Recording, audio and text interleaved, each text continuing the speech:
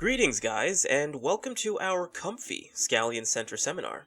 Today we'll be briefly revisiting an old and frustrating aspect about surviving in State of Decay 2, that being hostile survivors. Presenting with me as usual is my apprentice junior and TA Mascara. Good day, guys! Now, if I'm interpreting this correctly, we'll be talking about alternative advanced tactics in dealing with hostile enclaves. You covered this in the Nightmare Zone, but I'm guessing there have been some changes. So, let's get started. Junior?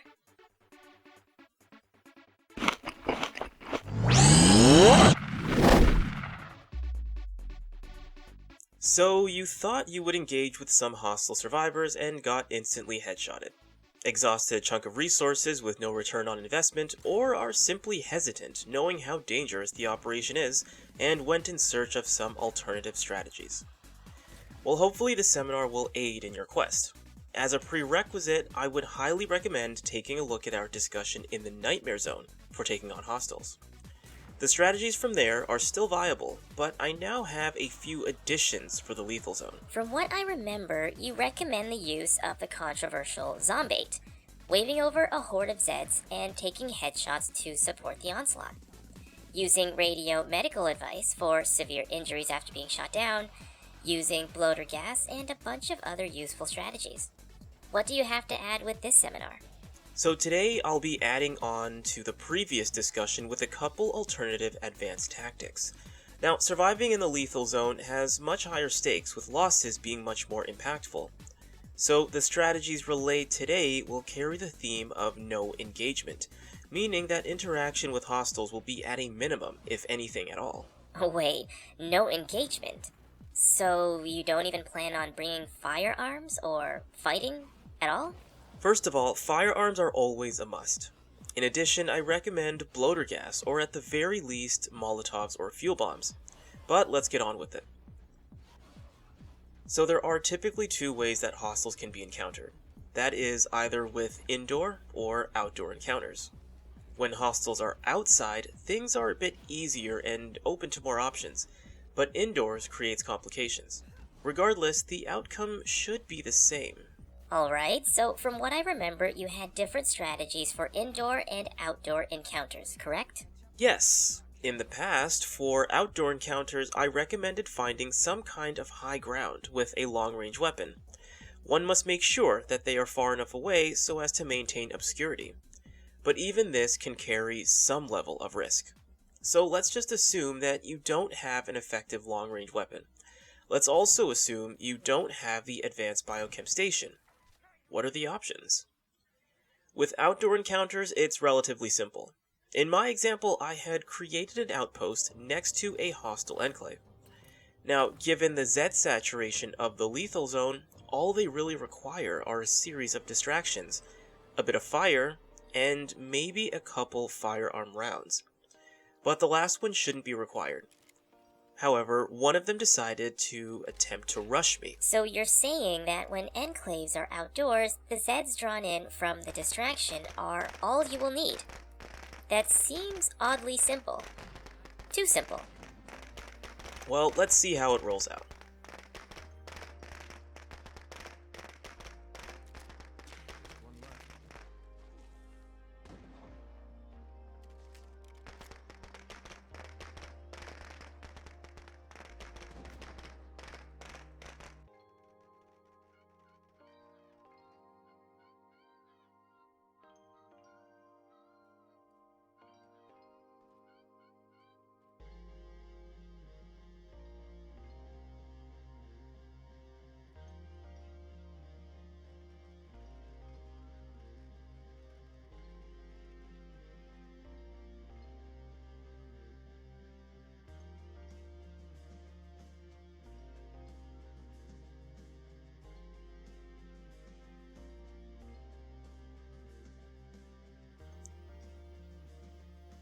Alright, so one of the enemies decided to try and rush me, which is exactly what the incendiary and firearm was for, because you never know. Just always make sure you have sufficient cover, and do not attempt to outshoot hostiles. Even if you succeed, it is far too risky to make it into a habit.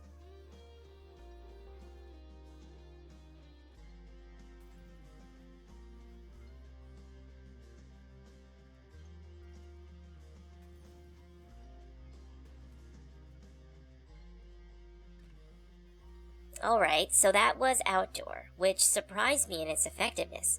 But what about indoor? Can't the same method be used? Possibly, but there is a much more efficient method. However, it does require the programming specialization.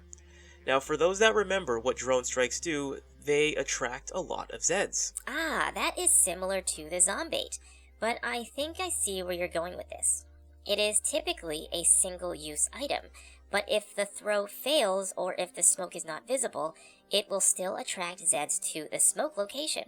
One just simply has to activate it again at no cost to influence or crafting parts, and you can immediately reuse it. Perfectly explained, Mascara. Now, this strategy will essentially act like the zombait, but it will take some proactivity since the initial activation time can vary. Regardless, one will simply need to find some kind of cover behind a fence or obstacle, like the vehicle you should be taking there, that does not leave one exposed, and throw your smoke in the window or any covered area that prevents the purple smoke from being easily visible. Now, with all the Zeds being drawn in, one will likely have to fight some off, as they may become aware of your position. Correct, but these are minor concerns. But again, always carry a firearm and bring fire if no bloater gas is available. When one of the hostiles go down, that's when fire can be thrown and finish them off. I don't recommend the use of firearms so as to avoid unnecessary attention. Eventually, either the survivors will die at the hands of Zeds or the flames thrown. At some point, it is probable that out of desperation, hostiles will attempt to rush your position. This is where one's flames will come in. And from the point of cover, one can throw their flames before even becoming visible to their enemies. But what if one should make a blunder of some sort? Or what if they manage to get themselves shot and downed?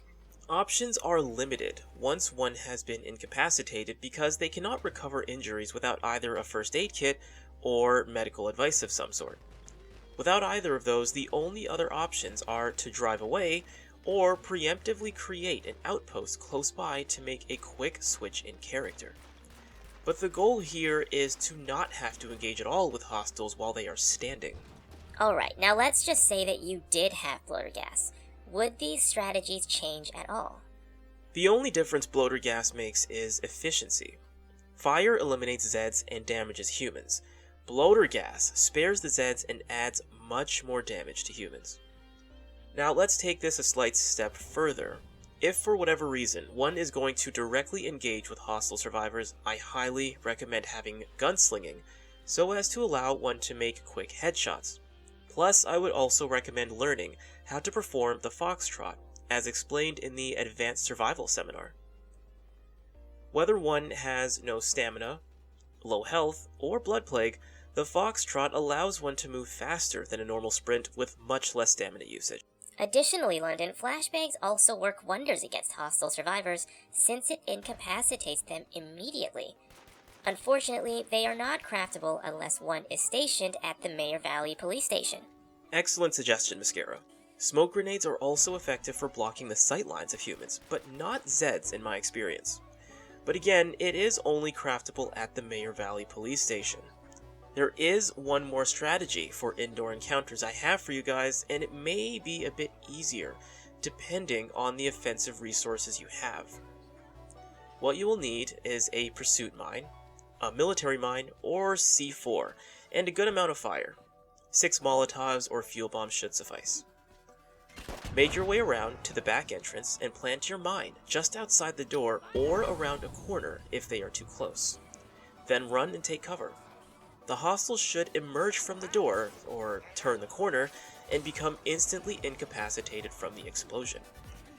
With that opportunity, throw your flames and make sure they do not get back up using your firearm. Use of your firearm should ensure victory. I'm using bloater gas in my example, but flames are still a useful alternative if you don't have them, but will require more uses and additional damage. Now guys, be aware with the strategies outlined that these methods will require patience. Hostile survivors are definitely not the same as you.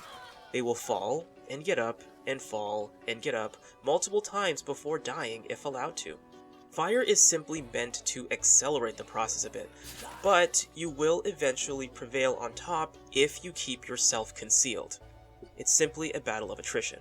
Alright, so before you guys go, let's just recap. In the lethal zone, when taking on hostile survivors, you recommend carrying nothing more than a firearm, firecrackers, a drone strike, and incendiary throwables if bloater gas is unavailable. When taking on hostiles outdoors, no drone strike is required, just firecrackers and patience while the Zeds do the rest. For indoor strategies, the drone strike smoke is your best bet, since you will be able to use it multiple times, provided the smoke cannot be seen from the sky. Firearms and incendiaries are simply backup options should they rush your position. But also, do not forget about the use of smoke grenades or flashbangs, if you have them. Lastly, for indoor encounters, distract at the front and create a trap at the back. The rest should be easy with flames or gas if you have it. Thank you for the summation, Mascara. One final note, hostiles are very messy business, and not everything will go exactly as planned. If you lose to them after immense pressure and damage, quite frankly, it's not your fault, but simply a flaw in the design if you ask me. Just don't create unnecessary encounters if you can help it. Otherwise, though, that is all this onion. And this onion. That is all these onions have to say. Thanks for attending, guys, and I'll see you at our next seminar. Bye, guys. I'll see you at the next seminar.